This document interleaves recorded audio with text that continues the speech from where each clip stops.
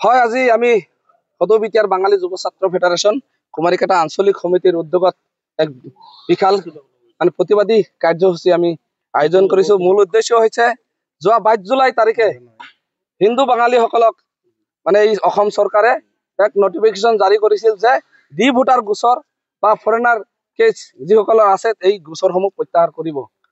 আমাৰ এই বাঙালীসকলৰ বিভিন্ন জাতি গোৰ্খা ৰাজবংশী বিভিন্ন জাতি জনগোষ্ঠীৰো তাক নটিফিকেশ্যন মানে ওলাইছিল। কিন্তু যোৱাকালি আমি দেখিলো যে এই নটিফিকেশ্যনটো যোৱাকালি চৰকাৰে সংশোধন কৰিছে, তাৰ গোৰ্খাসকলক মৰ্যাদা দিছে, ৰাজবংশীসকলক মৰ্যাদা দিছে, আমি ধন্যবাদ জ্ঞাপন কৰিছো। কিন্তু বাঙালীসকলক লৈ বৈষম্যমতী যি নীতি আচৰণ কৰিছে এই চৰকাৰে, তাৰ বিৰোধিতাত আমি আজি সদৌ বাঙালী যুৱ ছাত্ৰ ফেডাৰেশ্যন ওলাই পৰিছো। এইটোৰ কাৰণ যে আমাক ভোট লৈ চৰকাৰ বনাই আছে এই বিজেপি চৰকাৰে। 2016 চনৰ পৰা প্ৰতিটো নিৰ্বাচনতে আমি 90% ভোট প্ৰদান কৰি আছো এই চৰকাৰখনক।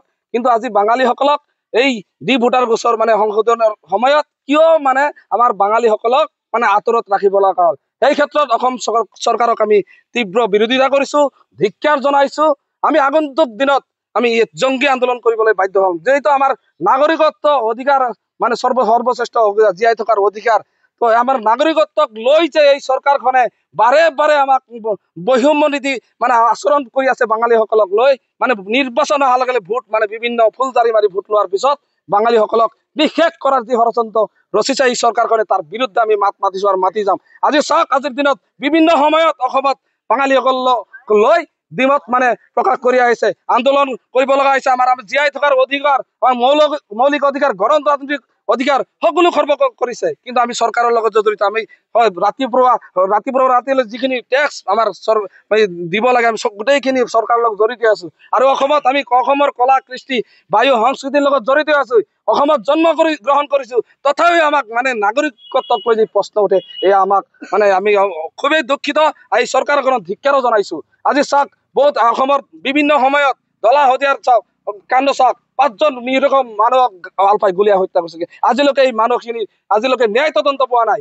আৰু এই নগাঁও কাণ্ড আপোনালোকে মনত আছে, বাঙালীসকলক যি নিৰ্যাতন, ৰিচেণ্টলি বিভিন্ন সময়ত লাচিত থানাই বাঙালীসকলক যি আঁঠু কৰাই আজি কাণত ধৰাই বিভিন্ন সময় এই অনুষ্ঠান প্ৰতিষ্ঠানৰ পৰা ধন দাবী কৰি আছে, কিন্তু চৰকাৰৰ কোনো ভূমিকা নাই। আজি আইন প্ৰশাসন গৃহ বিভাগ নাই নেকি অসমত?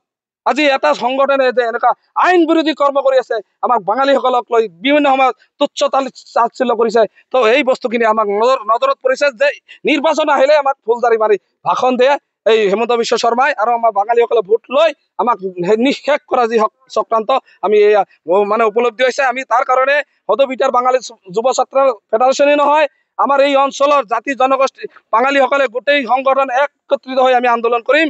আমি ইয়াৰ বিৰুদ্ধে প্ৰতিবাদ কৰিছো আৰু কৰি যাম। কোনো পৰ্যায়ে আমি এই চৰকাৰক আমি সমৰ্থন নজনাও, কিয়নো আমাক বাৰে বাৰে আপোনালোকে চাইছে কাহ আনিছে, কেব আনিছে। আমি কেব আমি আনা নাছিলো, চৰকাৰে আনিছে।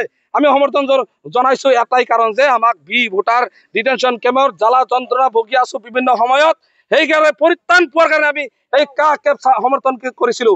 কিন্তু আজি দেখা গ'ল এই কেবখন আমি বিচৰা নাছিলো, এই চৰকাৰৰ এটা ললিপপ আছিল, সিহঁতৰ গাদী দখলৰ কাৰণে ললিপপ আছে। জানে হিন্দু বাঙালী হল সনাতনী হয়, ধৰ্মীয় ভাৱে গুৰুত্বপূৰ্ণ, সিহঁতে 12 মাহত 13 পূজা কৰে, হিন্দু প্ৰকৃত হিন্দু সনাতনী হওক, সিহঁতৰ ধৰ্মৰ কথা কৈ বাঙালীসকলৰ ভোট আমি ল'ব পাৰিম। সেইকাৰণে ফুলজাৰি মাৰি কৈছে কাহ আনিছো, বাঙালীসকলৰ কোনো সমস্যা নাই। কিন্তু আজিৰ দিনত মাত্ৰ 3জন মানুহে নাগৰিকত্ব পাইছে। আৰু আমি আজিৰ এই সংবাদ মাধ্যম যোগেদি ক'ব বিচাৰিছো, আজি প্ৰতিবাদী স্থলীৰ পৰা আমি আজিও নিবেচাৰক আমি প্ৰতিবাদ কৰিম। বাঙালী যুৱ ছাত্ৰ ফেডাৰেশ্যনে প্ৰতিবাদ কৰিব।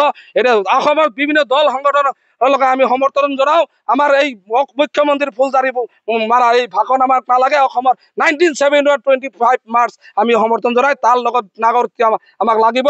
আৰু যিটো NRC সুপ্ৰিম কোৰ্টৰ নেতৃত্বত দায়িত্বত আণ্ডাৰত এই NRC হৈছে, তাত 14টা ডকুমেণ্টছ লিপিবদ্ধ আছিল। এই 14টা নথি বাহাল থাকক, আৰু 14টা নথি যিকেইটা ডকুমেণ্টছ লাগে তাৰ ডকুমেণ্টছ দি আমি NRC অন্তৰ্ভুক্ত কৰিম, আৰু NRC হ'ব লাগে আমি এইটো দাবী জনাইছো।